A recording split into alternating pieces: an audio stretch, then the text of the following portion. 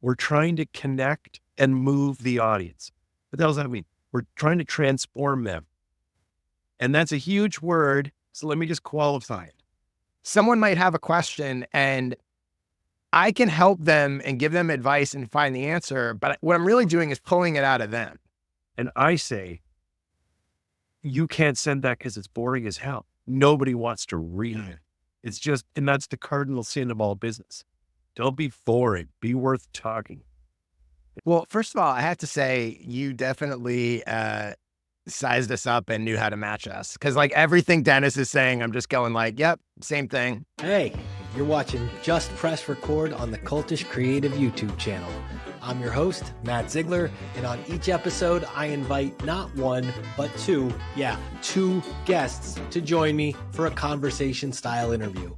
These are smart, funny, usually a little eccentric, frequently a little weird, often very online friends of mine, and even if you don't understand what they have in common at first, just wait, because I've seen some common ground between them that I've been dying to ask them about, and just press record. The show practically named itself, seriously. So subscribe, like, comment below, and stick around at the end of the disclosures, disclaimers, and reminders, and, come find me, cultishcreative.com, at cultishcreative on Twitter, and by name on LinkedIn. Without further ado, throw your seatbelts on. Let's make it a record. Okay, I am pressing record now. You're watching Just Press Record. This is the Cultish Creative YouTube channel. I'm your host, Matt Ziegler. Now, this week, are you curious in who these guests are? Dare I say, are you interested? Because if you're interested, my first guest, he's especially for you. His career's taken him on some bizarre rides to several far sides. And along the way, from journalism to music award shows to comedian mailing list building, he's learned how to convert an audience that keeps on passing you by into an engaged fan base of mutually questing tribe members. Since the pandemic, at least in my life, he's become a wolf in sheep's marketing clothes for all sorts of creators, especially with the skill sessions. Heavy endorse. I love those paying subscribers since he launched them. He didn't ask me to do that, but I'm just saying it because I believe in it. Josh, Josh. Yes, I guess we should start. It's very much all right with me if we rip some ideas apart. Move over, Mr. Long. Mr. Short, newsletter writer, is in the house. Josh Spector, welcome to the show. Wow. That's all I really came for. I just came for the intro. So thank you for that. I'll be using that clip from now on whenever I'm introduced anywhere. Felt amazing. Yeah, it felt pretty good. I'm not gonna lie. I'm telling you, I'm bringing Matt with me wherever I go. Future podcasts. Hype man for hire is all really into that. Apparently you guys have the same blood type. It's going to be fantastic. Oh, well, listen, my next guest, let me get this introduction done here. He takes his shifts very, very seriously. He makes his social media clips very, very snappy. He takes his hips very, very tragically. If you are in the finance space, and especially if you're in Canada, you probably know him for his client experience-focused musings, his keynote speeches, and maybe you've had the great fortune to enlist him or his firm in some of their consulting work. Or, if you're like me, you might just think of him as a non-violent non-femme, just another kid in the hall, a road apple talking, henhouse troublemaking, turn that frowny into something that sounds more like it came from Gord Downey, poet of various forms and formats. My friendly neighbor to the north, Mr. Dennis Moseley-Williams. Welcome to the show. Say hello, Dennis. Well done. Hello. Nice. That was beautiful. Well done. Talk about an experience. Delighted to be here. Thank you. Now, I wanted to get you guys together, which probably makes no sense to anyone, including the two of you at this moment, but that's what we're here for. Because we're going to talk, I think, about like experience and why designing experiences matters and the way you guys both approach that. But before that, Josh, I'm going to call on you to see if you can remember a story that I heard you tell once. And we're going to get to that as soon as you just tell each other, like, Josh, in one sentence, what do you do? How would you describe to Dennis what you do in the world? I help people get clients from their content. And I do that in three ways, basically. I have a newsletter called For the Interested that is literally a one-paragraph daily newsletter that I've published for about 8 years now. I have a podcast called I Want to Know, where people come on and basically I give them free coaching, consulting, and record it and let people watch it.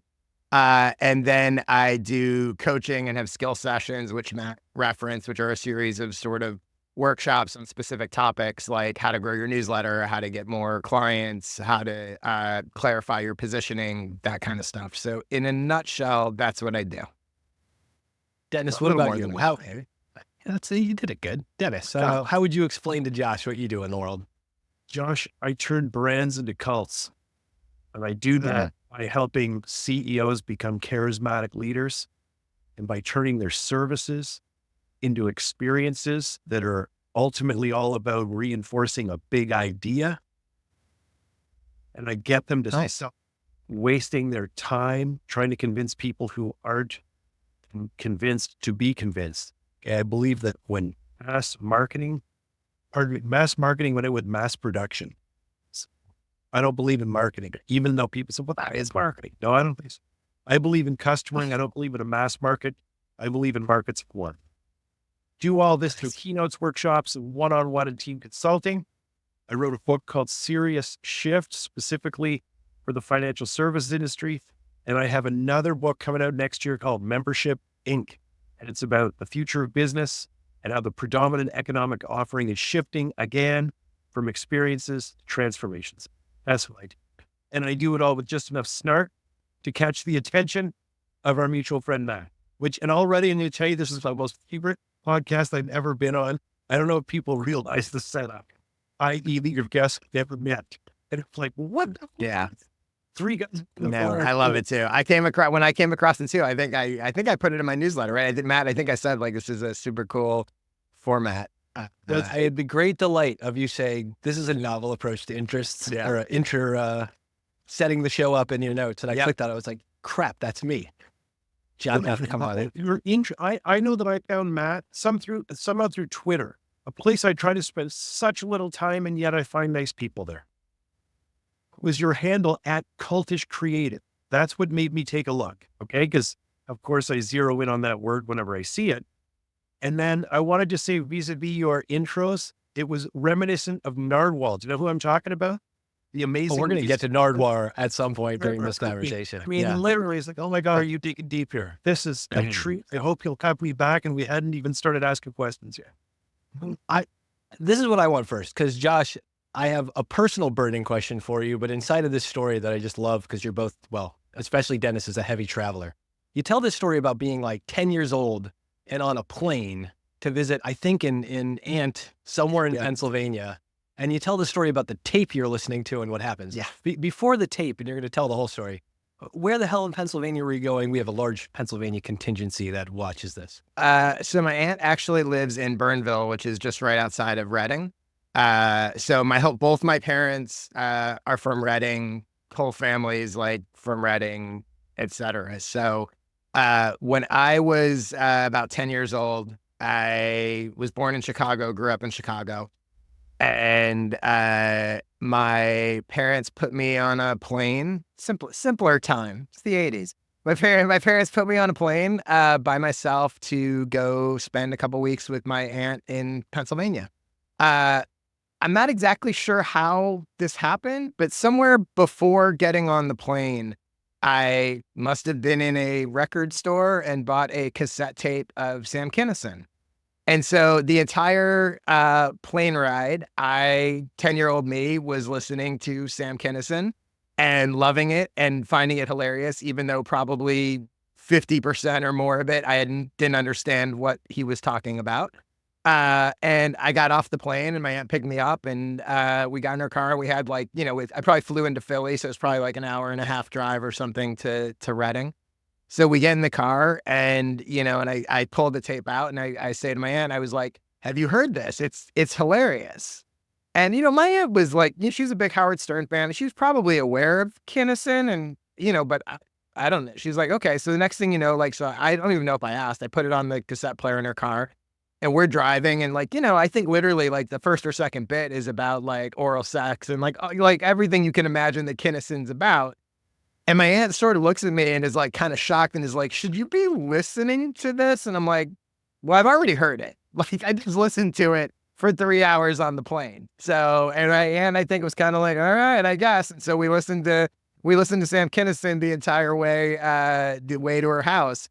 And it's funny because years later, I've always been obsessed with comedy. I wound up producing comedy shows years later and all that kind of stuff. And so I always tell that story, and every once in a while we'll sort of reminisce about it with her. But I don't exactly remember how I got it other than like I didn't have a credit card. So my parents, somebody must have paid for it at some point. But yeah, that was 10-year-old me. So one can only assume, Dennis, on a plane ride to Saskadelphia or something, you must have. Were you getting into trouble at all? What kind of kid was Dennis, and was he a Sam Kinison kid in any way? Oh God. My entire life, I've had the same problem. People up here, hey, kick him in and said, entrepreneurs, successful entrepreneurs, we're just delinquents. So we are. We're utterly unhireable. As a kid, I was a nice kid. And when you talk to a flying into Philly, I'm Canadian. I've lived in Canada my whole life. My childhood is big, long trips with my mom and dad.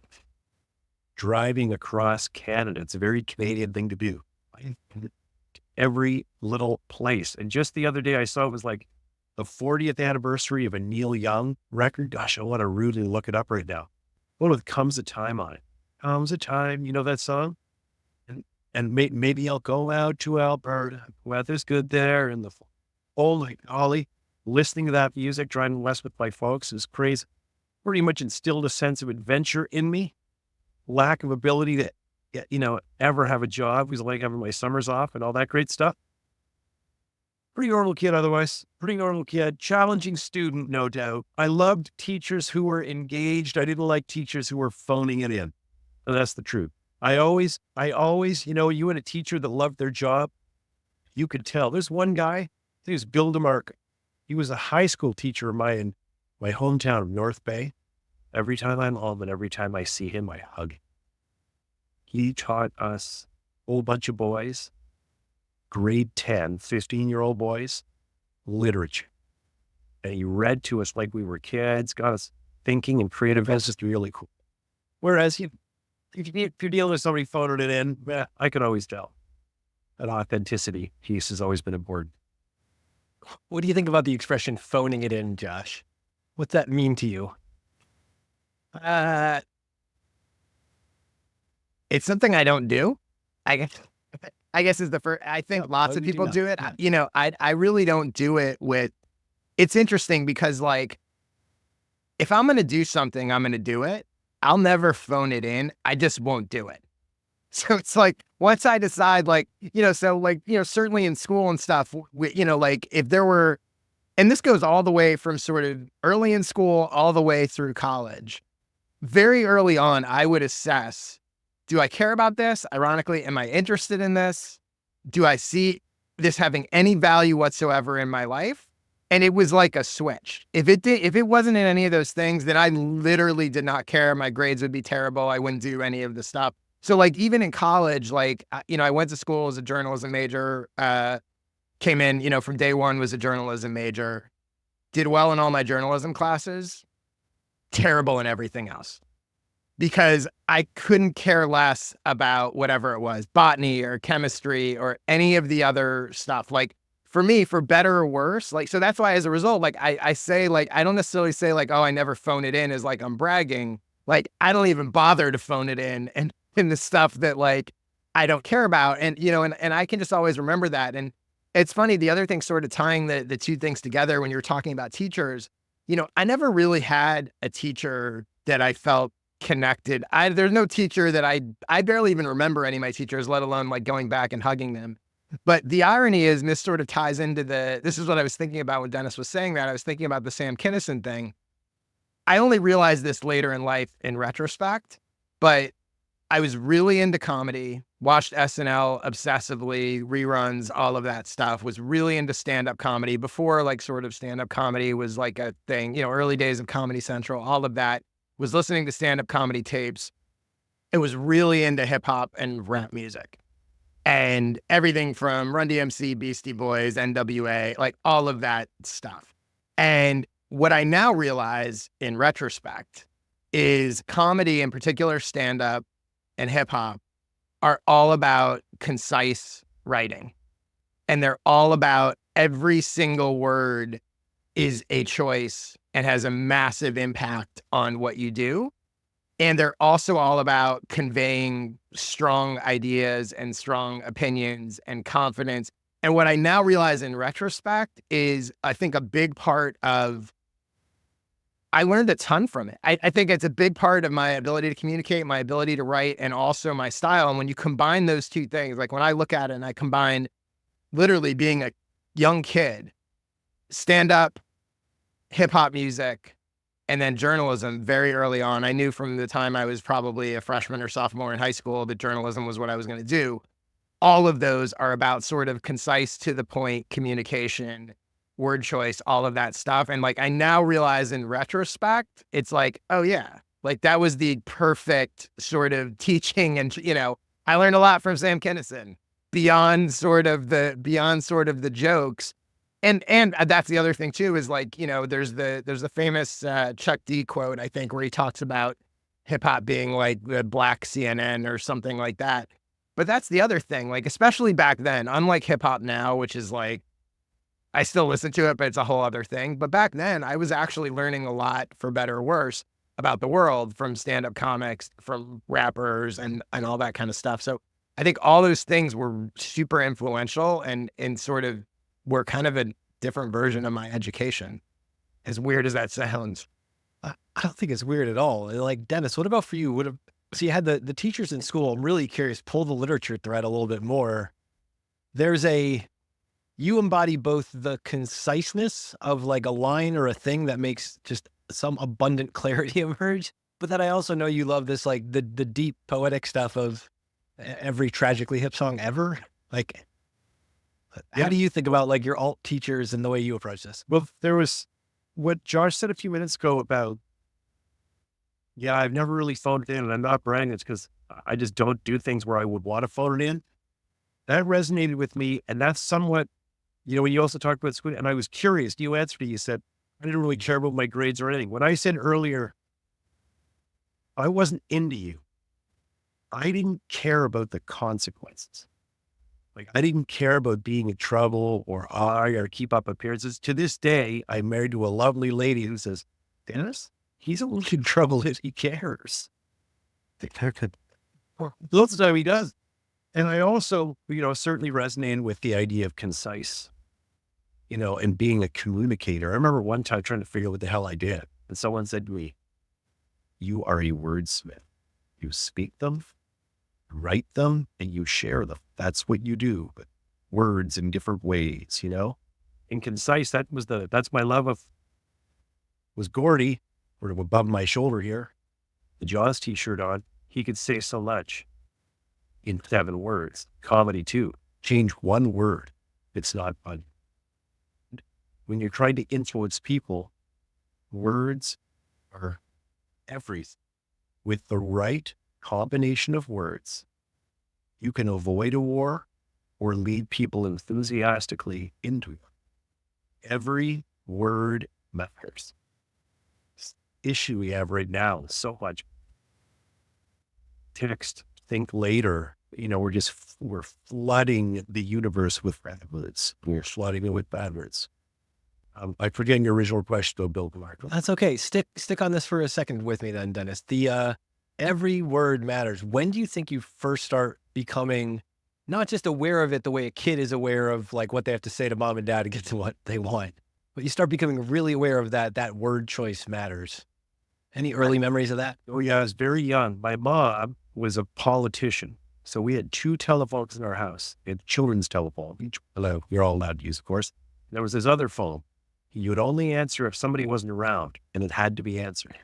So I was used to sort of important people calling my house. Sometimes, watch the news, and 30 minutes later, that person would call my dining room, And I was aware, I knew how to meet people in my home, and I knew how to meet adults. My mom and dad were this is a little lucky break in my life. I had a little bit of a love child to my mom and dad. They didn't realize that they were going to have another baby in 1971. Both of my parents since passed. My father was in the Second World War. He was born in 1925. So they were raised by people from another time. You see what I'm saying? I knew my whole life how to greet someone at the door, look them in the eye, tell them my first and last name and all that kind of great stuff. I was raised right. I was always very comfortable with people. So I know as a teenager, about the time I discovered the hip when I was 15 or 16, Artistically, I loved lyrics my whole life. I know you're a music fan, Matt, beginning with reading the liner notes to Elvis Costello songs, when I was 8, 9, 10 years old, getting right into it. I also knew when I was in high school, I was a strong persuader. I knew that if you could talk to people, specifically listen to people, you could get any. So I've had this weird thing my whole life. And I mean, literally, I can be a stranger. They'll tell me anything. I don't have to ask. Tell me your secrets. I don't have to. I can just sit in front of them, talk to them for a little bit, and they'll say, "Can I tell you something?" Go ahead. And they will tell me their deepest secrets. It's amazing. It's happened my whole life. It serves me very well professionally. I could see why. Josh, what about you? Like early memory of when you realized words and word choice specifically matters? Well, first of all, I have to say you definitely sized us up and knew how to match us. Because like everything Dennis is saying, I'm just going like, yep, same thing. Red liner notes, all about word choice matters. Interesting, even little things like, I didn't even mention it, but in terms of sort of interacting with adults and stuff, my aunt, we never called my aunts and uncle aunt and uncle. It was Sue. That is Sue and Steve and Phil. And like, so that story, I wasn't saying like, "Hi, Aunt Sue, here's my tape." I was like, "Hey, Sue, have you heard this?" Like, 10-year-old kid, right? Like, and again, a little thing, which only when I got older in retrospect, am I like, oh yeah, most people call them aunt and uncle. And there's a sort of reverence for that. Whereas I think for me, and it wasn't, I don't even know why or how that evolved, right? It was just sort of what we did. And no one probably corrected us when we were young and said, no, you call them Aunt Sue or Uncle Steve or whatever. But in retrospect, yeah, it's a very like, we're on equal terms way to sort of approach things, which I think really served me really well later in life when, I worked on the Oscars. I've been in rooms with like all sorts of like big people. And I never assumed that anyone is sort of about, like, I have respect for what they've done and I admire them, but I never feel like, oh, you're in some other universe to me. I think my relationship with authority was always that way, right? Like, we are equals no matter what. Like, I have respect for what you've done, and you may have done a lot more than me, or you may be a lot older than me, or you may be whatever, but it doesn't necessarily mean that I don't have value or I can't have good ideas or any of that kind of stuff. The other thing I was going to say is on the sort of word choice. It's funny because that's something that I talk about all the time, and especially in my work with clients and all that kind of stuff. And, that's always been that way. But one of the opportunities that I had, it's probably been about 15 years now, 2007, 2008-ish. I was producing stand-up comedy shows. And in doing that, we had a local monthly show at the Hollywood Improv. I live in Los Angeles, and then we did tours and et cetera. And one of the things, being a huge comedy fan and then doing that, I got to see comics night after night after night do the same bit over and over and over again. And I could see how bits evolved, and I could see how they were adjusting to this word works better. People who know comedy know that happens. But very few people outside of actual comics or people that work in the industry get to see it over and over and over again. And, oh, they added to that bit and they took this joke and they expanded it and they changed it. And then even their mannerisms, right? Like there would be comics that I would watch, and the first time I would see him, the comic would be doing, I think it was like an impression or some sort of bit, right? And he would start to do the impression and he kind of like cracked up, like he kind of like broke. He's like, oh, wait. I need to concentrate. I need to do this. And then I realized he did it every time. And then I realized he's cueing the audience that this is going to be so funny that I can barely get through it. And that pretending to sort of not break character, oh my God, I can barely do this. And the audience would eat it up every single time. And that everything, right? Not just the word choice, but the behavior, the persuasion, everything was strategic and deliberate. And you could just see it evolve, which was fascinating to see it evolve in individual bits and then to see comics evolve, right? I worked with comics then that were nobodies that you could just see like, this person's going to be huge, right? Bert Kreischer, who now has massive Netflix specials and whatever, was doing our shows all the time. I mean, a million of these people. The first show I ever produced, the lineup was Sarah Silverman, Jeffrey Ross, Jim Norton, Doug Benson, like just insane. Tom Segura, who was a complete nobody and now also has huge podcasts and Netflix specials and everything. Tom Segura was like the host. Like he was like an open micer at the time. But to be, whatchamacallit, Nikki Glazer used to write blog posts for me on some random blog that I had. But so to see these people and to sort of be able to see like, okay, they're not there yet, but they're gonna be.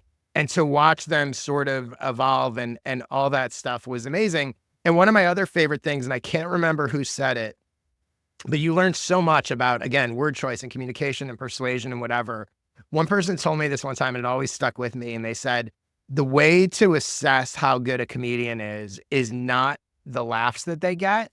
It's the silence between the jokes, because it indicates that people are, how quiet does the room get when they sort of take a break in speaking, because that shows you how much are people hanging on, how much do they have them, right?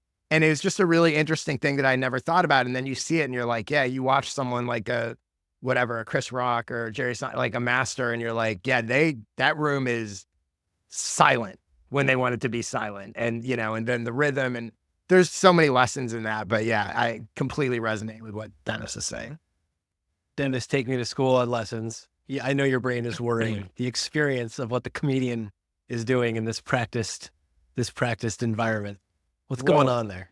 What I'm thinking about is, what I was thinking about is, I said this for a long time, I feel a certain kinship with stand-up comics and musicians. Because at the end of the day, we all have something we're trying to say. They tell jokes, they get a 4-minute set, Buddy sings it, I say it. But either way, we're trying to connect and move the audience. What the hell does that mean? We're trying to transform them. And that's a huge word, so let me just qualify it. We, the royal we, even that's what we're all doing right now, that's the point of this conversation for everyone listening, is we want to create at least the opportunity within the mind of the listener that they might be able to reconsider what they think, believe, or do. We want someone today at some point during this interview to say, oh, that's true. I never thought about that. Boom, mission accomplished. That's a transformation. So I'm going to confess something on the 28th of October. I've been struggling with my act since 2015. So Josh, you'll get this. I do a presentation 90% of the time. It leads to another one immediately, including come back. So nobody else knows this, what I'm about to confess. My business partner does. I have found a way to do the impossible, which is to suck and blow at the exact same time, going on 9 years now. I was way better 10 years ago and beyond. I've been doing this for almost 30 years. Last week, I dialed in my keynote for the first time in ever in San Diego. And I had to walk in and tell the organizer, oh no, there's no way I'm I'm not going to change my deck. And then as soon as they were gone, hand a thumb drive of the new deck on it to the sound guy. Again, it's those issues with authority and delinquency. So I did ask, have you printed it out? Is it part of the workbook? Like, will it not match what's in their hand? Oh no, nothing like that. Oh, okay, cool. But I had the other guy. And I confessed in the first couple of minutes on stage. I confessed what I had done. Her name is Kira. She's wonderful. I said, and Kira, this is how wonderful you are. And you looked at me right in the eye this morning and lied to me. You said, Dennis, thank you. You've been so easy to work. I'm not easy to work. Now this goes back to the importance of words. I'm not going to I hate it when they say, send me your deck. It's an eternity from now. When am I speaking? On 3 weeks. 3 weeks. 3 weeks. Which time that is? There's two kinds of speakers. I show up and talk about my same 5 things every 6 times, or I show up and I talk about winning the Olympic medal. And it doesn't matter if it's a bunch of 13-year-olds or a bunch of C-suite executives. I share the same thing. Okay? I don't. I show up. I almost have no idea what the hell I'm going to talk about. Almost. I know where we're going to get together, but I often have no idea what I could talk about walking out. Where am I going to start? It always works, but I wrestle every one of those words forever. I am so reluctant to hand it over. I can't even begin to tell you. Can't even begin to tell you. It's a all work is theater. Every business is a stage and all that great stuff. That moment to capture it all, that's magic. And I think you just you hone in on that all the time. And oh my God. So I finally managed to have a deck where I could say to the next person, yeah, here, I'll send this to you. But I use previews. They're mostly just images. It's not about them. It's about me. I just want you listening to me. Josh, because Sorry, I was saying I never heard that thing about the spaces between, which is really interesting. So in my line of work, it's two things. How many phones don't get picked up? Yeah. And what I hear all the time is, it's amazing nobody was on their phones. Of course they're not. No kid. Mm-hmm. And the second is, when you put your here, find me here, how many phones are reaching out to capture your info? And then the swarm effect. How hard is it to get out of the room? Right. I'm curious, Josh, just because you've never seen Dennis do any of the stuff live or have really an inkling of what that's like. Like, what questions come to mind as you think about the way he's approaching this speaking thing out in the world? It definitely resonates with me because I think, you have to kind of be in the moment, right? So I'll give you an example, right? On my podcast, I don't do a lot of speaking in terms of like on stages and stuff, but my podcast is basically people come on and they ask me questions and I'm giving them advice and giving them suggestions and that kind of thing. And I get the questions in advance. I do a little preparation, right? Of like, okay, I have some idea. And to be honest, like really the preparation I do is because I know I want to pull YouTube clips out of it. So I know like what I'm really preparing is like, this is going to be the YouTube clip. So I want to make sure I sort of intro it and whatever, even though it's real time. So I'm sort of kind of thinking ahead and repurposing it. But a lot of it is improv. And this also gets back to like where we talked about listening, right? Like someone might have a question and I can help them and give them advice and find the answer. But what I'm really doing is pulling it out of them, right? So I can't just sort of be like, here's what you should do. Usually in these conversations, they say, oh, I want to know how I can grow my, here's a perfect example. Someone might say, I want to know how I can get to 10,000 newsletter subscribers. Well, my answer is not going to be, here's how you get to 10,000 newsletter subscribers. The first thing I'm going to say to them is, why do you need 10,000 newsletter subscribers? Oh, I want more clients. How many clients can you work with a year? 20. You don't need 10,000 newsletter subscribers. You need 20 clients. You're asking the wrong question.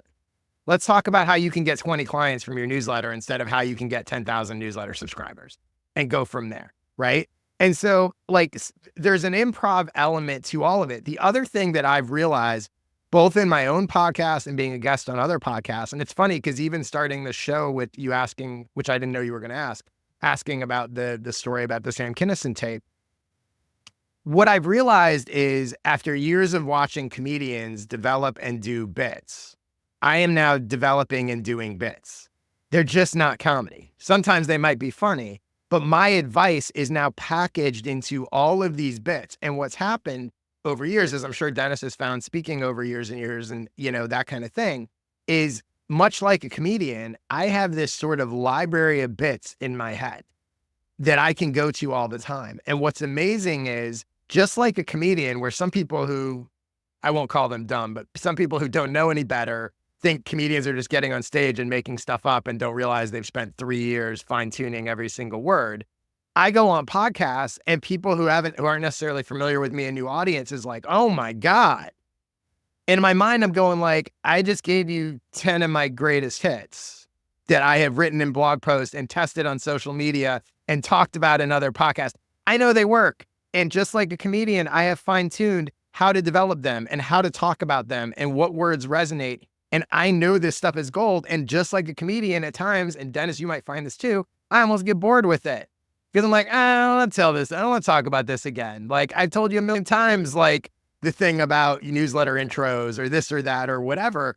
But the audience, the people that you want to persuade in most cases, if they're not really familiar with you, and sometimes even if they are, they don't realize that, right? So they just see someone that's like, oh my God, like off the top of his head, how does this guy able to do X, Y, and Z and whatever? And it's like, because it's not really off the top of my head, while at the same time, it is improv and it is off the top of my head. But, I remember a couple of years ago sort of having that realization as I was doing it and going like, oh, I have bits.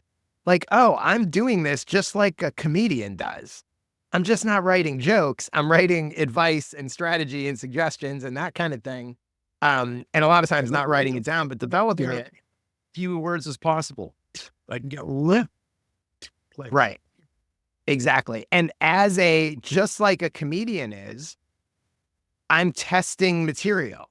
So as people give me questions, I'm saying, oh, think about this or that or the other. And just like a comedian, I'm going, that seemed to resonate. Oh, a bunch of people. I'm always fascinated whether it's my podcast or someone else's podcast that I go on, I'm always fascinated, even if it's just a couple people.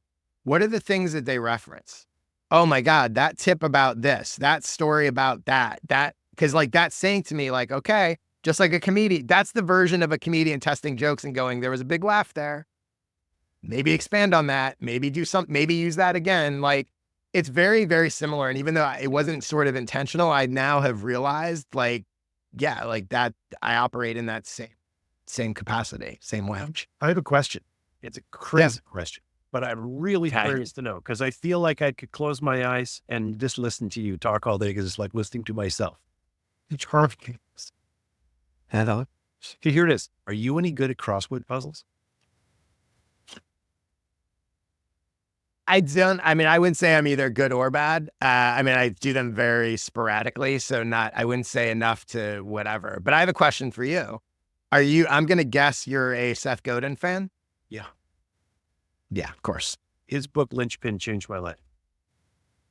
Yep. I love Linchpin. Tribes is my favorite book of his. But like, by the way, I call it sort of the Seth Godin filter. I've never met anybody that wasn't, if you're a Seth Godin fan, you're going to be a good fit for my stuff. And I'm going to resonate with you and you're going to resonate with me. Like I find there's something about him and his work that tends to be a really good filter. I think maybe for the way I see the world and maybe the way people who resonate with his stuff see the world. He's a heretic, right? That's well, also I also think he's maybe worried's not the right word, but he cares about or he's worried about the right things, right? That he genuinely wants to provide value, create value, do a good job, do it the right way, not be sketchy, not be shady, that kind of stuff. And so I think that is another thing that the people that are attracted to him, the people that are attracted to Seth Godin are not the people that are looking for some weird growth hack. They're not the people that are like, can I just get AI to write all my stuff for me? They care about quality. They care about providing actual value to the people that they're serving. And so I have found it to be, yeah. And it's funny because anytime I come across people that I'm like, oh, this person seems really interesting or smart or whatever, almost inevitably I find out down the road that they're an admirer of Seth Godin or a fan of Seth Godin. And on a client side or people I work with, I'm like, oh yeah, you seem to get it. Like, oh, of course you're into Seth Godin. So yes. He's all about making a point, right? I don't think people that are, we talked earlier about phoning it in. So what is that anyway? Yeah. When people say it's the least I can do, people who phone it in mean it. Well, and it's also the other thing he's about that resonates with me and I'm guessing resonates with you as well is like, it's a very sort of no fluff approach. His writing style, the conciseness of it, I'm not trying to sort of, this blog post is a paragraph because it could be a paragraph. It doesn't need to be 10 pages and I don't need to use a thesaurus to pick words to make you think that I'm smart and know what I'm talking about. which I'm guessing, again, I haven't seen you speak, but I'm guessing this is true for you as well. One of the things that I get often is people talk about how clear and simple and direct my approach is to things. And I think that really resonates with them, right? That I'm not using a ton of jargon. I'm not trying to dance around things. It's like, my goal is to express whatever I want to express, to persuade you, like you said. But most importantly, I can't do any of that unless you understand it, right? And that's really like, it's got to be clear and it's got to be simple. And a lot of my work is trying to simplify what a lot of people find to be complicated concepts. Yeah, which aren't necessarily. as a style too, I am my authentic self. Another word that gets thrown around a lot, but I'm true to who I am. I am true to myself. I am who I am. I believe what I believe, and I'm persuadable and coachable. I really am. I can be led to see the other way. But once I decide, no, that's not for me, and as you said earlier, I'll never be in a position to worry. I only do what I love to do for people that I admire and want to be around, period. I don't do anything else, and I don't care. I take no. And I think that with Seth, that's what he's about. He is about that. Yeah. And therefore, as a presenter, we use a lot of corporate speak. Direct, straight out, because that's boring. Like, I work a lot in the financial services industry. I do a lot of presentations in there, in that world. Compliance, legal concerns, it's outrageous. Good morning, everyone. Even that is compliance approved in case somebody's not having a good morning. And I always say to people, I actually get along really, really well with compliance, which in itself in that world is a joke. Say, no, we arrive at the same answer for different reasons. They say, you can't send that. You can't touch that subject because you could get fired. Get us a Trump. And I say, you can't send that because it's boring as hell. Nobody wants to read it. It's just, and that's the cardinal sin of all business. Don't be boring, be worth talking, et cetera, et cetera. Be easy to understand. And I think probably I did pick up on that from Seth. Cruel. His one paragraph blogs, his 3-sentence blogs. And as I said, Linchpin changed my life. Tell the story, because I don't know the story. But Seth Godin, just so you know, was one of the underlying things in both of your work, where without either of you saying it, I was like, they're both Seth Godin fans. They both write this way. They both communicate this way. It'll be an easy conversation because I also use that filter. And it's also funny because I love Linchpin. Tribe was my book. So I'm really curious, what's your Linchpin story? Well, okay. So central to what I believe, everything I think is backwards compared to everybody else. So here's a Seth Godin quote for you. Whenever you have an amazing idea and you share it, 99 people out of 100 aren't going to get it. Be prepared for that. 99 people will say, I don't get it. And the reason they won't get it is they haven't had a good idea or heard one in a long time.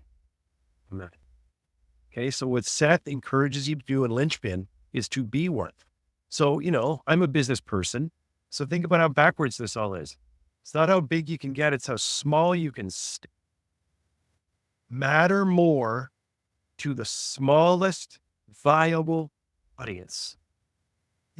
Try to be a secret. I said earlier in this visit, mass marketing went out the window with mass production. Be forgiven for not knowing because of the way that everybody behaves.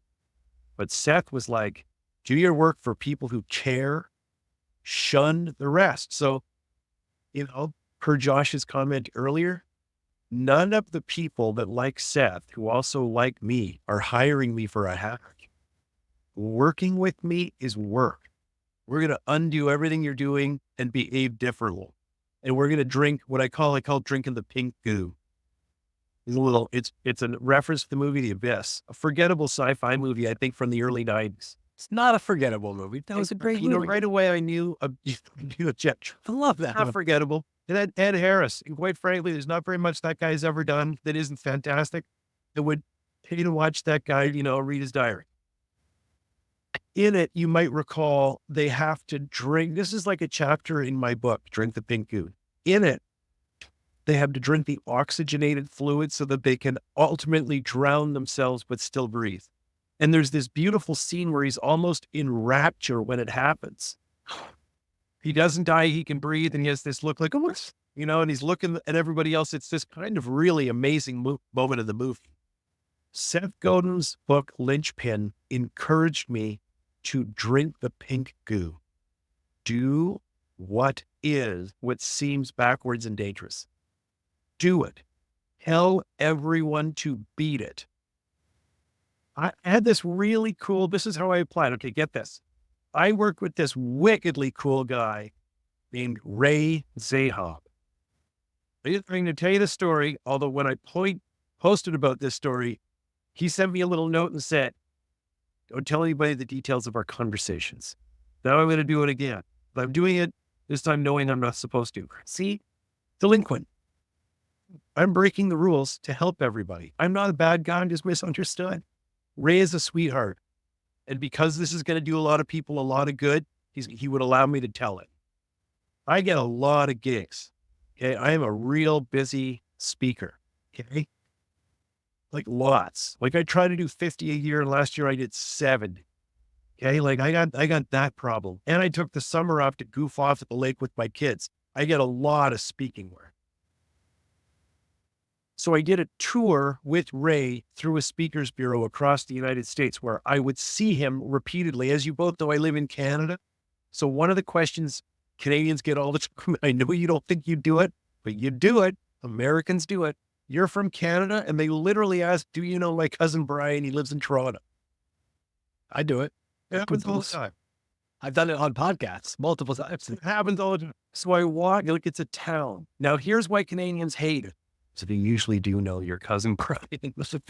We kids, I'm not going to think, yeah, I do know him. Anyway, I was in Boston. I walk into this big room and I meet the other speaker and they say, oh, he's from Canada. Do you know him? So I stifle a score.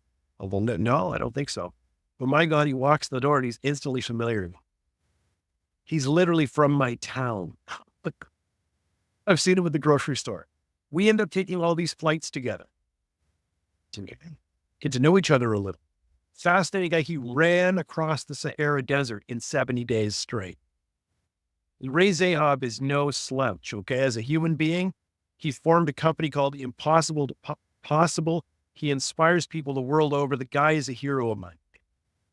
So he calls me when the tour's over and he wants to get together. And I assume Josh is going to blow you away.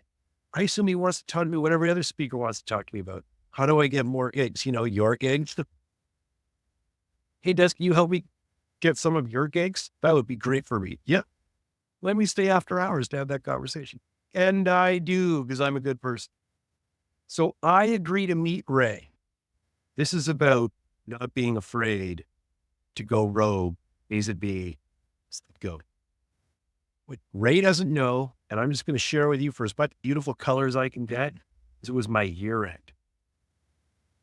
So I'm going to meet him at Starbucks. My bank is across the street. My wife and children are at home. The vehicle is packed. I'm going to go put the biggest check of my life. Well, I'm not. I'm going to move it from my operating to my holding to my operating. The lady said to me that day, do you need any money? As a joke, like, do you want to take somebody up, big spender? I was like, no. And I walked across the street 10 feet tall. Winner. And I walk in and there's Ray. I go, hey, man. And he goes, hey. And I go, do you need a coffee? He goes, no. I sit down with Ray. A couple of people immediately walk in and they point to this logo they have on their running or cycling pants. It's his I2P. Hey, they recognize it. I think, well, good for Ray. And when I think he wants to talk. So I go, how are you, man? He goes, good. How are you? I go, good. He goes, yeah, you look good. I said, I feel good. I don't tell him anything that everybody now knows. Thanks, Ray. I just had that moment you have once a year where you go, God damn right. I just had that 200 feet ago. I go, I feel good. He goes, yeah, you look really good. I go, great. He goes, so what's up? He goes, can I give you some advice? No. He said, can I give you some constructive criticism? He went from, you look good to, I am. So what do you want to talk about? Can I give you some constructive advice? Sure. Are you sure? Because everybody says that. And then you give it to them and then they get all touchy. So I say, yeah. He says this, ready? Why are you pretending?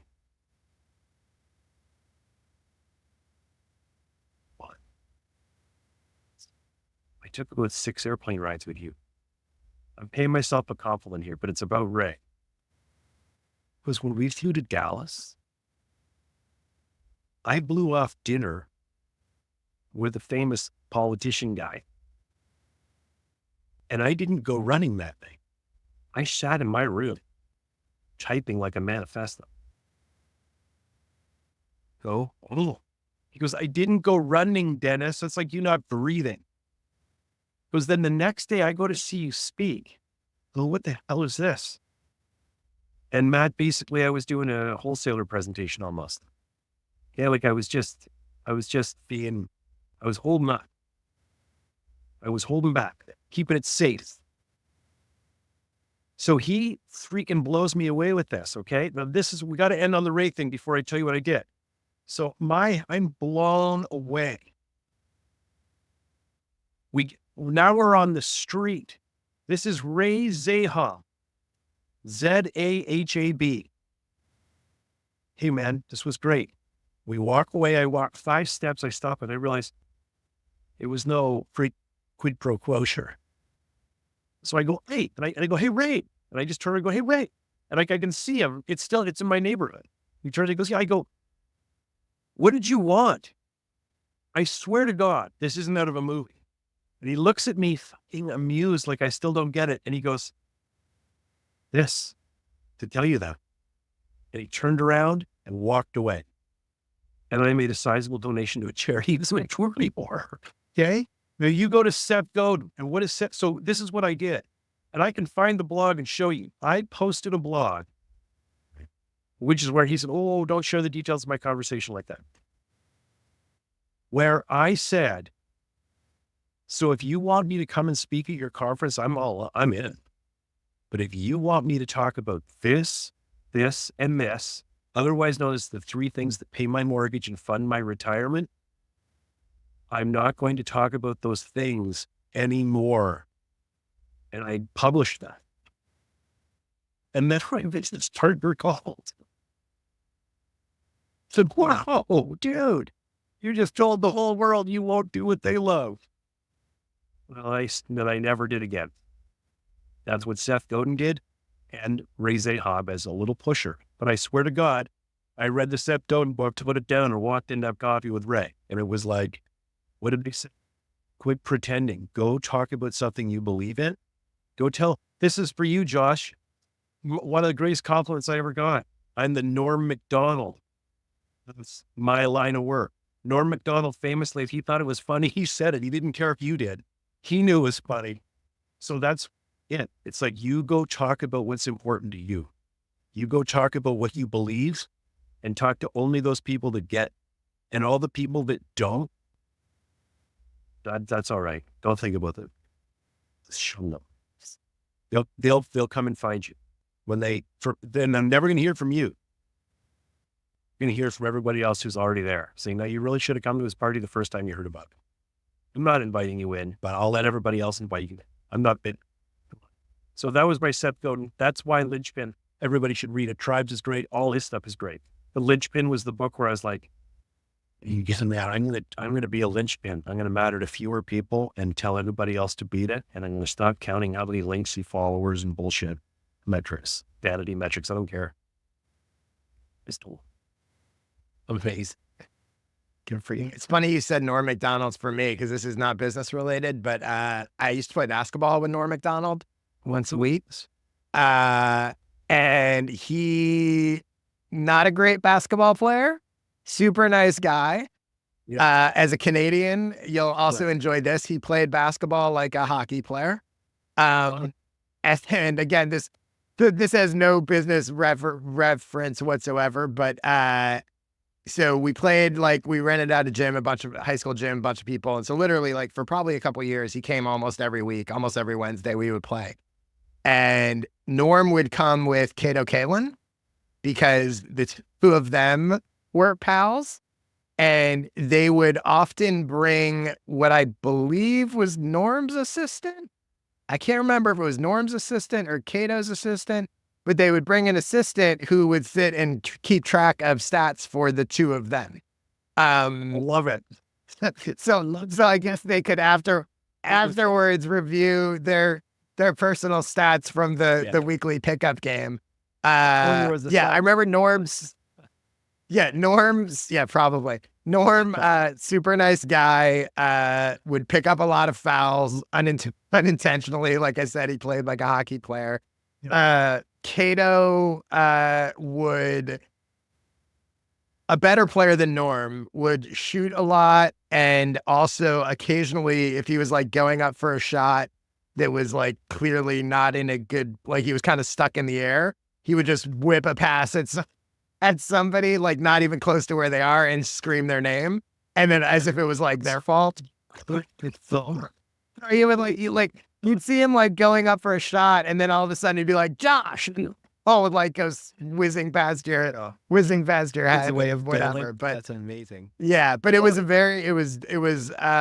it's funny because again, living in LA, like you sort of have, and I worked in the entertainment industry, and you sort of have these things where it's like, at first, super surreal. We're like, okay, I played basketball with Norm MacDonald and Cato Kalin every week. But after you do that for a couple months, it's just like, oh yeah, Norm and Cato, and they bring the assistant. Like, it all becomes very normal, and then you forget. Years later, you're like, oh yeah, wait, that was kind of weird. But yeah, Norm was a great guy. Norm is an Ottawa boy where I live, and his brother Neil, who's a lovely man, lives in my neighborhood, and they're very tall. His brother Neil, I'm 6'4" or 5". Yeah. Didn't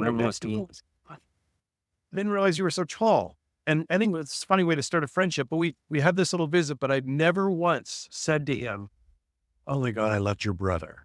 I just can't bring myself to mention his brother to him. And I don't think I need to. Yeah. I think he knows that. I'm a funny guy. He's a funny guy. Everybody loved Norm. Everybody except, what's his name at NBC loved Norm. It's interesting, a little bit of background, though, that he's friends with Cato, because that might have... Yeah, I know, right? Ravage. Yeah. Was his brutalized? It was odd. We never talked about that. That never got really spoken about, but yeah, it was a weird duo. I also admire that he went out quiet. Yeah. He kept it to himself. That's the way you go. Quiet. And I think it's in... Have you guys read Based on a True Story? Norm's memoir-ish thing from years ago? I think that's where he tells the Kinison story. I think this is where I got the Sam Kinison story about where he would get paid to bomb. Does it sound familiar to you? I don't know if I remember that. Who, Norm would get paid to bomb? No, Norm had this story about like being blown away, I'm pretty sure by Kinison, who had some club that they would do. And at that club, there was basically a standing offer that if he could clear the room, get like 5 times his pay or something like that for the night. Yeah. And he was like, funny. I watched him try a couple times when people started leaving, but if people started leaving, he would really go for it. He was like, once or twice he succeeded. But it'd be like, that's the Larry David. The Larry David story, right? Is that Larry David would just walk off in the middle of his acts, like if he didn't like the crowd. Like if the crowd laughed at the wrong thing, he would just be like, you guys don't get it. Bye. You don't get it. Yeah. Funny. So tribes, give me the tribe story. Is there a story or a certain thing about tribes that just made it? So yeah, it's funny. I talk about, I love all of Seth's stuff. It's my favorite book of his. And it's what I tell people all the time when I recommend it is, I actually think it is the single best book you can read about audience growth, even though it's not a book about audience growth. Right. And I think one of the core premises, or maybe the core premise of tribes, this idea that your job is not to attract an audience to you, but it's just to connect an audience to each other, that the audience already exists out there. When I talk to people about audience growth, I think it is if they can wrap their head around it, it is such a mindset shift that then impacts how you create content, how you use social media, how you do everything, right? Because everyone goes out thinking like, I'm trying to get more followers, I'm trying to grow my audience. They think it's all about attracting people to them. And when you can get them to wrap their head around like, no, your audience is already out there. They're just waiting for you to stick a flag in the ground and go, hey, over here, we're gathering over here. And the quote that I say all the time from that book is, he says something about the Beatles didn't invent teenagers. They just offered to lead them. Correct. Right. And I think that mindset, right, and it's so it's so obvious and smart when you think about it, but it's so counterintuitive to what everybody is doing that is trying to grow an audience. And if you can get people to sort of understand that, how you do everything now becomes different and way more effective. And I also think it's much more in a world where it's like, oh, it's really hard to, people get very intimidated by like, how do I find people and get them to attracted to me? I actually think it's sort of empowering to go like, no, like they're already there. Actively want to be connected to each other. And all you have to do is create the place and put yourself at the center of that community. And for a lot of these communities, it's very disparate. That doesn't exist. And once you can sort of do that, and it also allows you, when you take that approach, a lot of ironically, the people that deserve audiences, a lot of times don't have them because they're very uncomfortable saying me, follow me. Like that's not them. And so this frees them up to sort of look at it as like, no, you're just like the host to help bring people together. And it's, again, the people that are always like chasing the audiences that want it to be me are usually the ones that don't deserve it. Right. So this is a way to get the people that deserve it to be like, no, it's, this is actually, it's, this gets into self-promotion, but one of, here's a bit alert. Here comes a bit. But one of the things I talk about that I know really resonates with people and surprises them is, this idea that self-promotion is not a selfish act. It's a selfless act. And the reason why people get very uncomfortable promoting themselves and their products and their services and whatever, there's only two reasons, right? One is they know deep down that whatever they're offering is not actually valuable. And that's what makes them uncomfortable. If you know it's actually valuable and you can genuinely help this certain group of people, it is selfish to not make them aware of it, right? You are not asking them to do something for you. You are offering to do something for them. And so whenever I talk to people and they go, I don't want to be that person that's like, follow me and buy my thing, and they get very uncomfortable, I'm like, well, do you believe your thing is actually valuable? Okay, you do. If you genuinely believe that, you're helping people by making them aware of it. And the other piece, the second piece here is like, I am not suggesting your job is not to convince anyone of anything. Your job is to offer it to them and make them aware of it. Self-promotion is not, let me sell you, right? Let me convince you to do this thing that you don't want to do. It's, you want to get this result. You want this transformation. It's funny. I talk about transformation all the time. It's one of my keywords. I think, I always tell people to create value and they go, well, what's value? I go, value is transformation. You're taking someone from point A to point B and your content, your service, your product, whatever is that bridge. If there's no transformation, it's probably not valuable. It's just interesting. It might be interesting, but it's not valuable. Peter Price. Right. So I was like, you have this thing that is going to help these specific people make this specific transformation that they want to make. For you to not make them aware of it, for you to not offer it to them is selfish. So if you are a generous person, if you like the idea of doing selfless things, quote unquote, self-promotion is you making sure that people who this thing can help are aware it exists. You're not convincing them to buy it, to pay attention, to follow you, to do whatever. You're going, hey, here's this thing very similar to what you just talked about with your speeches and your topics. I got this thing. I think it could help you. If you want it, awesome. I want you to know it exists. If you don't want it, that's cool too. It's not for you. It's for these other people. Learn better when they click on it. That's just mechanical. Yeah. Oh, okay, this is what it does. I'm out. And I think if you're as specific as possible, that niche weird, right? This is back to the other set thing, which is, I always use the example of skateboards because I have no experience with them, history with them at all.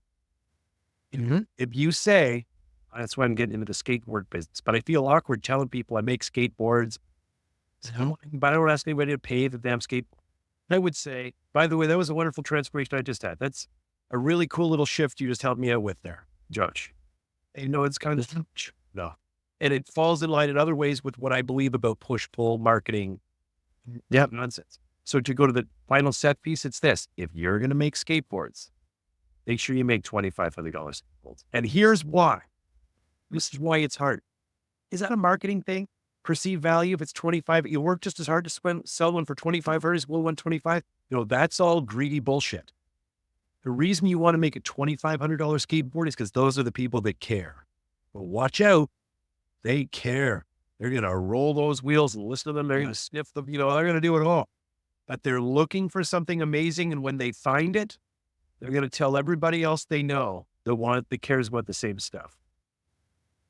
Well, and here's the other thing about in terms of pricing. There's a great book called Double Your Price. And one of the things it talks about in the book that is obvious in retrospect, but I hadn't really thought about before, right? There's so much about pricing strategy and all that kind of stuff. But one of the things it talks about is like, the more you charge, the more value you can give to the people that buy it. And that another one of the reasons to charge a higher price is not just so you can make more money, but because, I can actually help you make that transformation faster, better, bigger, whatever, right? Like the skateboard analogy, like if you're paying $2,500 for a skateboard, I can give you a better skateboard. I can give you a better skateboard experience. I can give you a better whatever. And I think a lot of times people assume that like, if they raise their prices, if they charge a premium price, that it just means, again, it feels selfish. It's just going to make me more money. No. The way to give people better service is to be able to charge more money. It's so funny how so much of that connects back. It's the most obvious economic principle ever. Yeah. And yet people, it's like, if only I had more help, then I could do a better job. It's like, okay, well, if you raise your price. Right. And you can. Yeah. And it's a great hypothetical exercise too, for whatever it is that you sell, to go, okay, if I charged twice as much, 5 times as much, 10 times as much, what else could I do? What else could I give? How would my product or service or whatever, just as a hypothetical, if people were paying me this much, how much more time could I give them? How many more resources could I give them? How much more whatever could I do? And I think when you do that hypothetical, you very quickly start to figure out like, that's actually better for them. And part of one of the things in the book is they talk about like, your customer should actually want you to charge more. And it's interesting because after reading the book, I went through an exercise where I did raise my prices and restructure sort of how I work with people. And I talked about some of these things. And what was fascinating was what I got back from my sort of core audience was like, this is awesome. Like, good for you. I'm really glad you're doing this. I would rather pay this much more and get these other things than what I'm currently paying. And also you're modeling, I need to do this in my business. Like there's also, again, because I work with other sort of entrepreneurs and marketers and stuff, there's another sort of layer. I'm not just selling random widgets. There's another layer where it's like, I'm showing them how to do this, which they can also learn by example. But it was really interesting to see that I did not get the feedback of like, all this negative feedback of how dare you raise your prices. I got, this is awesome. And this is going to be a better product. And I'm excited to pay for it. And thanks for modeling what I should be doing in my business. You know what's similar there, Josh? A question vis-a-vis experience design that I'll start with my client is I say, okay, if in addition to paying for your goods and services, you charge somebody a $25 ticket just to come in to talk to you about your goods and services, like if a trip to your office was worth, you charged $25, what would you have to do to justify the $25 ticket? And of course I met with like complete blank stares. Like, just think out loud, think about it. And whatever the hell they come up with, what I tell them is, okay, well then do that. Because you should be doing it anyway, even though you're not charging that. And that sort of goes hand in hand with, and then up your price. Studies show there's like Disney is putting their price up for the day pass. Disney World yet. Inflation doesn't affect experiences. So if you're staging experiences versus delivering services, you take your approach, which is the same as my approach, which is to say, what more could we do if we got out of our own way? Well, one, it's got to be money, and we doubled our price. So if I doubled my price, could I pay a person whose full-time job is to figure out what kind of car you drive so we can see it when you come into the parking lot to go meet you at your car and walk you in? Would that be worth a $25 fee? Oh, that'd be amazing. Plus this, plus all the other little things we do.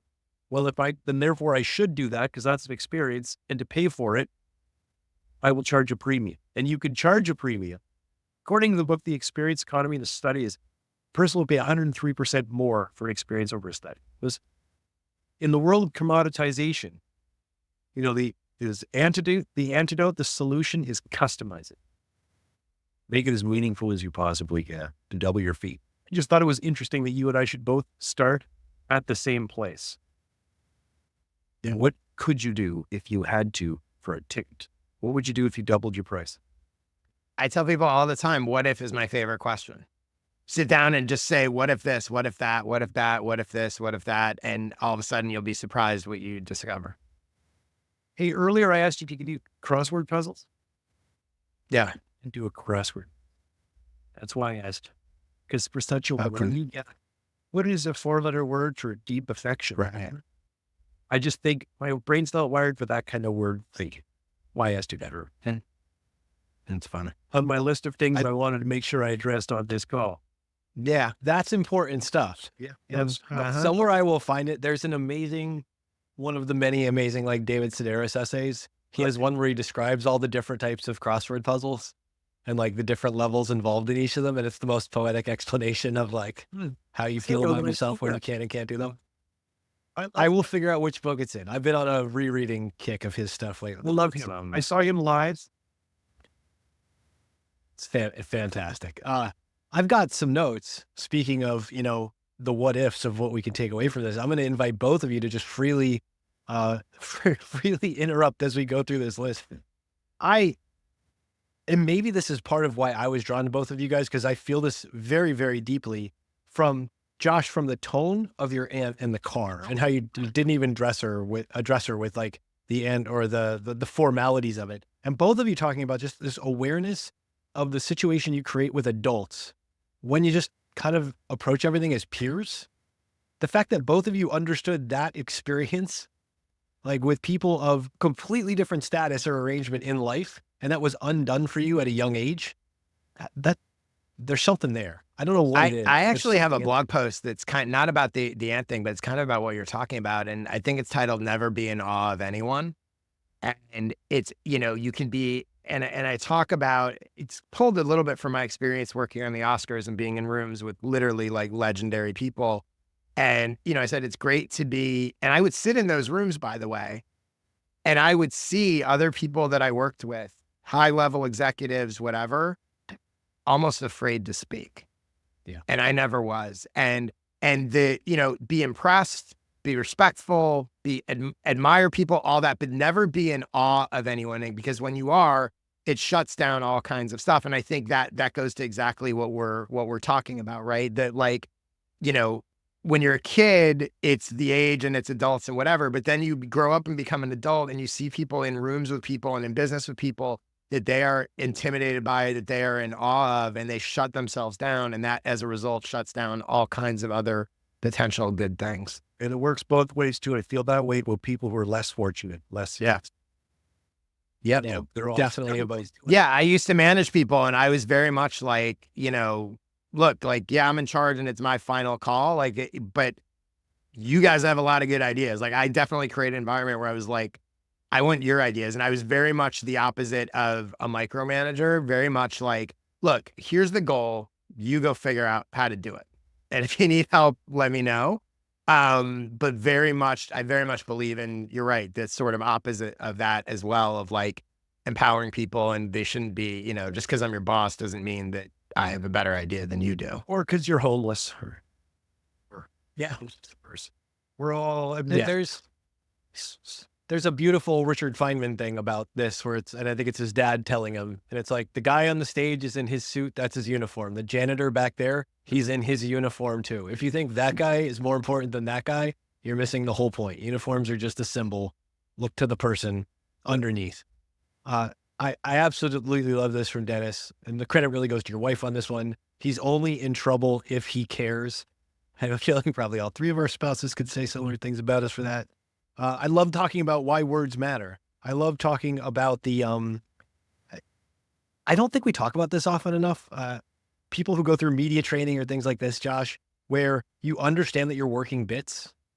Like if you go on podcasts or you do stuff regularly, you actually owe it to the potential audiences for yourself. You're a better guest when you at least have the bits. Yeah. By the way, like on my show, it's most times it's people interviewing me, but even when I have occasionally people on and I interview them, I give them the questions in advance. By the way, like, and again, some of this is also entertainment industry background, like, yeah, late night talk shows or whatever, but like they do pre-interviews. If I'm having an expert on, why do I want them to wing it? I would much rather be like, look, I am going to ask you. I had a differentiation expert on, by the way, great niche. And I was like, I want him to know exactly what I'm going to ask him so he can bring amazing stories and expertise, which also gets back to the no fluff, right? Like I'm trying to create as much value per minute as possible. And the show is not about, this show is kind of about spontaneity. It's it's what the whole show is, right? But that's the point of the show. My show is about, I'm trying to give you actionable tactics and strategies and whatever. So the best way to do that is to let people come in having an idea of what I'm going to talk to them about, not trying to, the goal isn't spontaneity in that situation. Time well invested.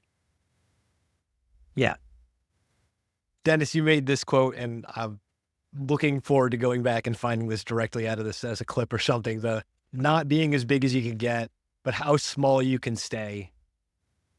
That's a profoundly beautiful statement on I think people get so distracted by the size aspect. They get so distracted by what they think scale means or what they think it means to other people. It is our tragic flaw is we don't even know why we want what we want. Most of the things that we want, when we get really honest, we realize no other people want us to want. So in business, it's not growth or perish. It's profit or perish. It's also the size piece is when you get into sort of a social media universe, it's what's emphasized and amplified by the social platforms because they don't know if you're getting clients or not. The algorithm doesn't care about your clients. Your goal is to get business or opportunities and they can't track that and that has no impact on their business. So they're going to tell you, oh, go get more likes and go get more followers and optimize for this, that, or the other. And it's like, yeah, but that's not actually your goal. Last week I had a cool thing. I met when I was in San Diego. I met with a guy I'd never met before. He's well known in the financial services industry. And this is just sharing personal thing here. All marketing is inherently phony. That's why I don't like to do it. I think I figured it in the schoolyard. You guys all figured it in the schoolyard. You don't tell anybody you're cool. You just are cool. You know what I mean? So I didn't. I'm having a coffee with this person. Hey, look, I'm meeting with so-and-so. Validate me, right? So that all these little toadies could comment bullshit they don't believe. Two of the best thinkers in the world. You're just trying to get your name in a stream of something. Okay? He said to me during our meeting, he goes, you're everywhere. I went, oh yeah. He goes, you're busy all the time. I said, oh yeah. And he goes, but you don't speak at any of these certain kinds of conferences. I said, I don't know what you mean. He goes, you know, the conferences everybody's. I went, oh, right. No, I don't. He goes, why is that? I said, because I don't apply to anything. It goes back to because of this. This can happen to me though. If I'm out gigging around and I see there's this thing out and I'm not there or I wasn't asked, I'm a human being. Sometimes that can bruise me a little. They caught somebody in there. It makes no sense. And I realize, oh, you're falling victim to what you started this comment with. You don't even know why you want what you want. Why aren't you at that? Because I'm at this one. Doesn't that seem funny to you? Okay. Gotta stick to your own race, your own numbers. Everybody's a failed meditator. It's really important that you have yourself and what brings you joy and satisfaction and fulfillment figured. You need a personal manifesto. Everybody does. It eliminates second guessing. Be true to you. Who you are, what makes you happy, and don't get sucked into this other vanity metric marathon that never goes away and never means anything. Count checks, clicks. The easiest what if question you're going to answer all day. Dennis Moseley-Williams. What if people wanted to find you in the world? Where could they find you? Google me. Moseley. My name's Dennis Moseley-Williams. come and find me. And say hello to me. I'm an easy guy to talk to. It's worth the effort. You get bonus points if you tragically hit quote. Be worth the hassle is the last slide in my deck. Come on, find me. And Josh Spector, what if people wanted to find you? Where should they look? Best place to start is probably my newsletter, fortheinterested.com/subscribe. My podcast, joshspector.com/podcast. It's called I Want to Know. You can look for it that way on all the various platforms. I'm also really active on Twitter at jspector and LinkedIn. But yeah, the newsletter is really the best place to start. And if you like Seth Godinisms, both of these guys run respectable newsletters of respectable content, and we'll get you short and quick to places that you definitely want to be. I'd like to think about that quote that you brought up. I think, Josh, you said it, the job isn't to attract others to you, it's to connect them to each other. I was so happy to introduce you guys to each other today. This is an absolute ball. Thanks for doing this. Yeah, thank you so much. Hey, Josh, when I'm next in LA, I'll let you know. I look forward to meeting. Yeah, please do. See if I'll around for a pickup game. I'll come to lunch. I'll come to lunch with you and ask you why you're pretending. And no longer pretend. I need to pretend a little more, maybe. This was great, Matt. I give you a debt of thanks for this. This was fun. Josh, it'll be a good meet, man. Yeah, definitely. Okay, boys. All right, guys, we're out. Thank you. Cool. Thanks for joining us. Like, comment, and hey, subscribe below to Cultish Creative on YouTube if you haven't already. As the good compliance people want me to remind you, Matt Ziegler, that's me, is a managing director at Sunpoint Investments. The opinions expressed in this podcast do not necessarily reflect the opinions of Sunpoint Investments. No information on this podcast should be construed as investment advice. Securities discussed in the podcast may be holdings of clients of Sunpoint Investments. I hope you've been entertained. I hope you found this useful. I hope you talk to a professional before you try any of this stuff at home. And most of all, I hope you've subscribed. Be nice to each other out there. And don't forget, head over to cultishcreative.com and let's make curiosity a habit together. And I'm out.